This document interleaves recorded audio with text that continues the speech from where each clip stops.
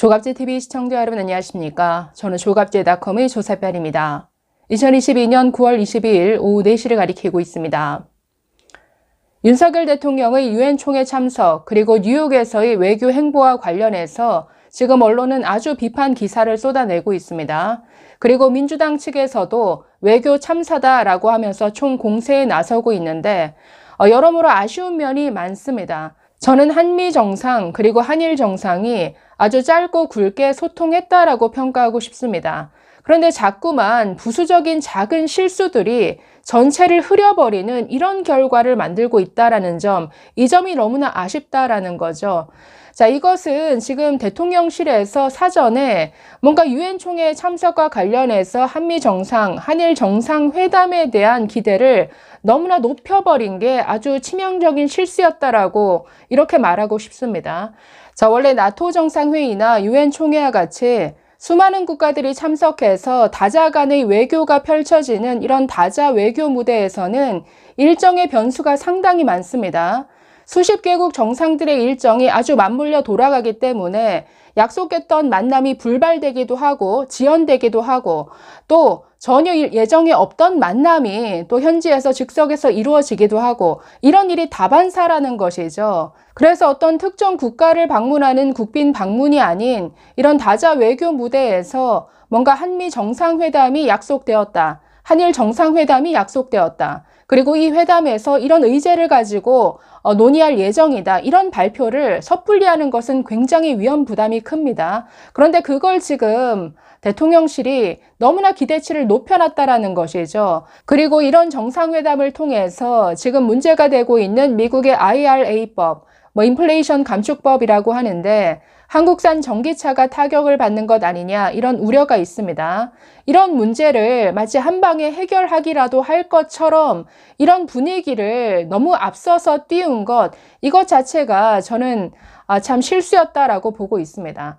그래서 좀 대통령실에서 이런 어떤 외교 일정 자체가 굉장히 유동적이고 이게 여러 가지 변수가 있을 수 있다라는 것을 미리 좀 언론이 인식할 수 있도록 했으면 좋았을 텐데 이게 마치 아주 확정적인 이런 일정인 것처럼 공표를 한 것 너무 섣불리 판단한 것 이게 굉장히 큰 실수였다라고 저는 보입니다. 자, 그럼에도 불구하고 짧고 굵게 소통했다라고 평가하고 싶은데 모든 문제가 정상 간의 만남에서 한 방에 해결되는 이런 게 아니죠. 중요한 것은 실무진들 간에 얼마나 물밑 작업이 잘 이루어지고 있는가, 실무진들 사이에서 얼마나 실질적인 협력이 진행되고 있는가, 이게 중요한 것 같습니다. 자, 그래서 사실 박진 외교부 장관 같은 경우에는 영국 일정은 아예 패스하고 바로 뉴욕으로 날아가서 미국 관계자들과 아주 여러 가지 물밑 접촉을 했던 것으로 지금 알려져 있습니다. 자, 그리고 사실 윤석열 대통령 바이든과는 이미 충분히 많이 만났습니다.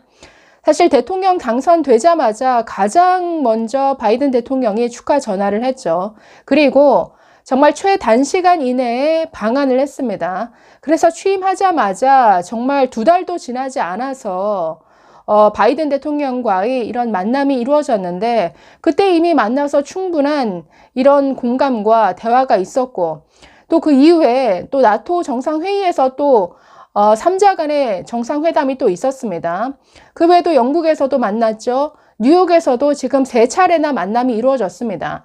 자, 그래서 지금 벌써 5, 6차례 만남이 이루어진 것인데 이번 만남이 48초간의 만남이었다. 이런 식으로 폄하할 것은 아닌 것 같습니다. 그 이후에도 바이든 대통령 내외가 주최한 그 리셉션에 또 참석을 해서 짧은 만남을 가진 것으로 알려져 있습니다. 자, 대통령실은 이렇게 밝혔습니다.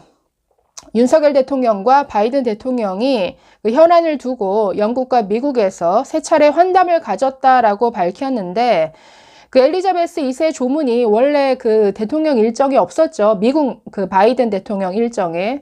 그런데 이게 갑자기 또 생겼고 또 여러 가지 국내 정치 사정으로 바이든 대통령의 뉴욕 일정이 줄어들어서 양국 실무진이 장기간의 사전 조율을 했고 또 합의해서 양국 대통령에게 보고한 내용을 바쁜 일정 가운데 세 차례 짧은 환담을 통해서 서로 확인하는 형식으로 진행했다. 지금 이렇게 밝히고 있습니다. 사실 20일 날 오기로 되어 있었는데 그때까지 바이든 대통령 워싱턴에 머무르고 있었습니다. 21일이 되어서야 뉴욕에 도착했고, 그래서 21일 날 모든 그 일정이 이루어진 것인데, 바이든 대통령 입장에서는 사실 짧은 시간 안에 많은 정상들을 만나야 되는 거죠. 그래서 이미 만난 정상들은 좀 제쳐두고 한 번도 만난 적이 없는, 예를 들어서 영국의 리즈 트러스 그 총리, 신임 총리와 지금 처음 만난 것이죠. 이런 영국 총리와의 만남이라든가 그 이전에 만남이 없었던 정상들과의 만남을 우선적으로 추진하는 이런 일정으로 채워졌습니다. 그래서 이렇게 짧은 만남이 될 수밖에 없었다. 지금 이런 배경을 전하고 있습니다. 자, 그래도 그 윤석열 대통령은 바이든 대통령에게 그 미국의 IRA법, 인플레 감축법과 관련해서 우리 업계의 어떤 우려를 전달했다라고 합니다. 물론 그 전에 당연히 그 외교부 차원에서 지금 산업통상자원부 장관도 날아갔죠. 그래서 그쪽 상무장관과도 여러 가지 만남과 그 조율이 진행되고 있습니다. 그래서 뉴욕에서 사실은 대통령의 외교만 중요한 게 아니라 외교부라든가 산업통상자원부라든가 다른 어떤 부서, 또 안보실이라든가 여러 가지 외교, 안보, 경제와 관련된 그 실무진들이 얼마나 현지에서 열심히 외교전을 펼치는가가 사실은 더 중요한 것이죠. 자, 그래서 이런 문제와 관련해서 우리 측의 우려를, 우리 경제계의 우려를 좀 해소해 줄 수 있는 방안을 찾아달라. 이걸 아주 간곡히 요청한 것으로 알려져 있습니다. 자, 이에 대해서 바이든 대통령은 한국 측의 우려를 잘 알고 있고 또 한미 간 계속해서 진지한 협의를 이어나가자라고 답변했다라고 이렇게 보도되고 있습니다. 자, 이 외에도 필요할 때 양국이 지금 오늘 그 환율이 1,400원을 넘겼죠. 이런 외환 위기에 대비해서 유동성 공급 방안을 마련하자. 그리고 북핵에 대해서는 역시나 공동 대응하자. 자, 이런 원론적인 얘기를 이어간 것으로 알려져 있습니다.